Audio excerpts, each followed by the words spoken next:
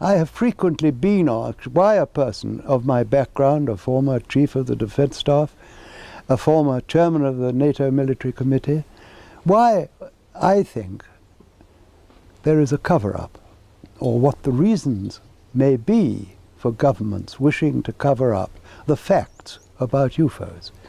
And a number of explanations have often been put forward, of which the most frequent and perhaps the most plausible is that the governments concerned, which are primarily that of the United States and that of my own country, believe that if they told the truth, which is that there are objects in our atmosphere which are technically miles in advance of anything that we can deploy, that we have no means of stopping them coming here, and that we have no defense against them should they be hostile, that, I believe, is because governments fear that if they did disclose those facts, people would panic.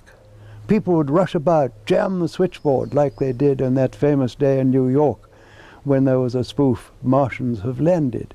People will go mad and they'll jump up and down. I don't believe that at all. I've said so in print. I've said it in the foreword I wrote to one of Timothy Good's books. I do not believe that people today, in the 21st century, are going to panic at that sort of information. After all, they have put up with the introduction of nuclear weapons, the destruction of 2 Japanese cities 50 years ago. They put up, not put up with, it's the wrong word, they take as a matter of course that we can land vehicles on Mars. They land to the precise instant forecast years before, vehicles on distant planets. Why should they panic? They're much more interested in this country in doing the pools or the lottery. They shrug their shoulders and take it as a matter of course. Anyway, they don't trust politicians, in my experience. So I believe that that is the most likely explanation. There are, of course, others, but I think I'll have to settle for that.